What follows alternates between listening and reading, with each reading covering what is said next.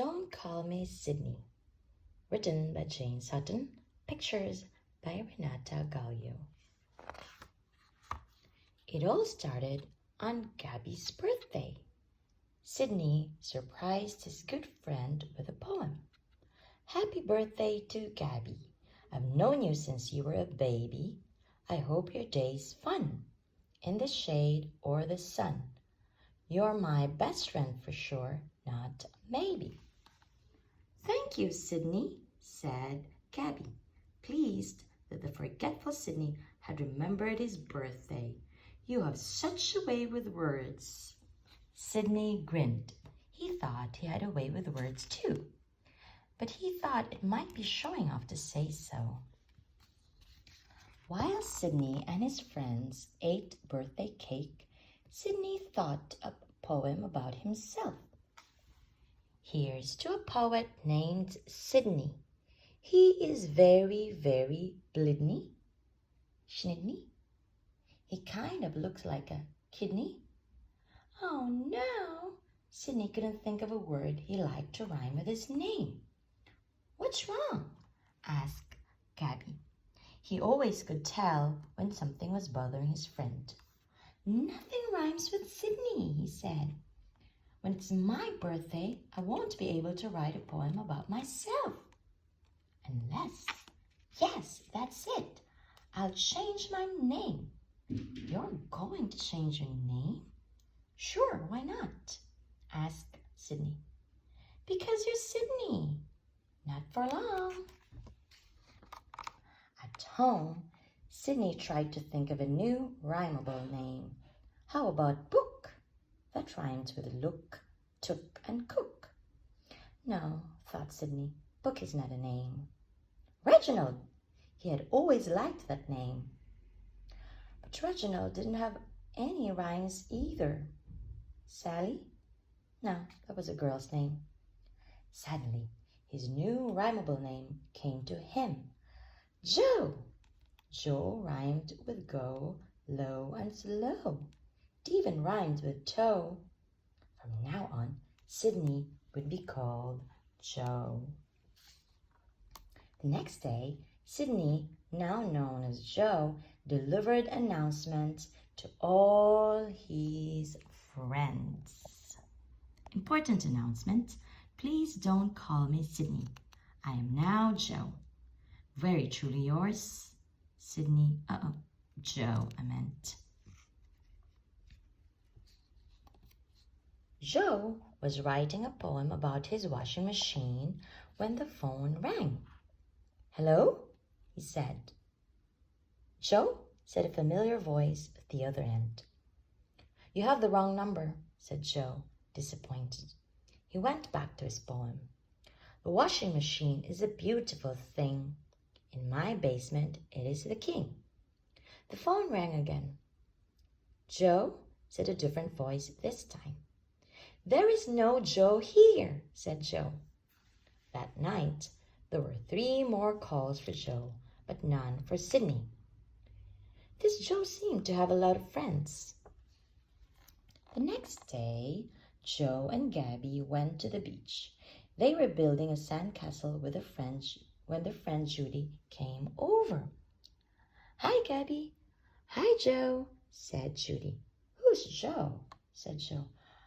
Oh, I changed my name. All those calls last night were from me. I am Joe, he said. He drew a poem in the sand to remind himself. I must admit I am slow to remember my name is Joe. When Joe answered the phone that night, he had no trouble remembering his new name. He had painted Joe on his arm in big red letters. Hello, Joe here, he said, pleased with himself. Hi, Joe, Gabby said with a sigh. What's wrong? Asked Joe. He could always tell when something was bothering his friend. I don't like to call you Joe, said Gabby. To me, you're Sidney. You've always been Sidney. You're my best friend, Sidney. Well, now I can be your best friend, Joe. I guess, said Gabby. I hope I get used to it. Anyway, I called to remind you that your mother is coming tomorrow. Don't forget to pick her up at the airport. I won't forget, said Joe. He asked Gabby to join him and his mother for breakfast the next day. He invited his friend Judy too. Joe cleaned his house to get ready for his mother's visit. He scrubbed the spilled soup off the kitchen floor. He washed the enormous tower of dirty dishes in the sink. At the airport, Joe told his mother, I am a poet now. Listen, I'm happy to see you. I hope you're glad too. Let's tell all our news. Do you have new shoes? Joe's mother smiled and hugged him. Joe carried his mother's suitcases into his house. Your home is very clean, Joe's mother said. For supper, Joe cooked green beans mixed with watermelon. I wouldn't have thought of this combination, said Joe's mother, but it is very delicious. Joe was happy to receive so many compliments. Suddenly, Joe's mother said, What is that? She was staring at the letters J-O-E on Joe's arm. Is that a tattoo? She gasped. No, said Joe. Comes right off. He rinsed the red letters away in the sink. But why did your arm say Joe? Asked Joe's mother. To remind me of my new name. Your name is Sidney. Please don't call me Sidney. My name is Joe. Now, I am a poet and my name needs rhymes. Joe's mother looked sad.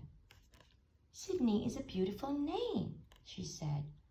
I wish you wouldn't change it. You were named after your great-great-great-grandfather who invented the mop. Really? What was his name? Asked Joe. Oh, I guess it was Sidney. That night, Joe couldn't sleep. He didn't want to change his name back. Sidney was not rhymable. On the other hand, he hated to make his mother sad, and Gabby didn't like calling him Joe either. Now that he thought about it, he was very fond of the name Sidney. Not many people had that name, except for his great-great-great-grandfather who had invented the mop. He'd had the name Sidney his whole life. When he looked in the mirror, the person looking back at him was Sidney. But Sidney didn't rhyme with anything. Joe went outside to walk and think. Names and rhymes twirled in his head until he felt dizzy. Joe, Crow, Below, Sidney, Didney, Pligney, Plid. Just as the sky began to brighten, he figured out what to do. At breakfast, the pancakes smelled delicious. May I have the syrup, Joe? Asked Judy. Of course, he said, but first I have a poem to share. He unfolded a sheet of paper, cleared his throat, and read. Sidney is my real name. Doesn't have rhymes. What a shame. For a while, I was Joe. It just wasn't me, so I tried for another new name. All night, my head twisted and slid. Then this morning, I finally did come up with a new name with rhymes I can use. Here comes my surprising, newsiest news. My rhymeable nickname is Sid. Sid, said Gabby. I can get used to that. Judy said, I like it. You have such a way with words, said Sidney's mother. Sidney grinned. He thought so, too. The end.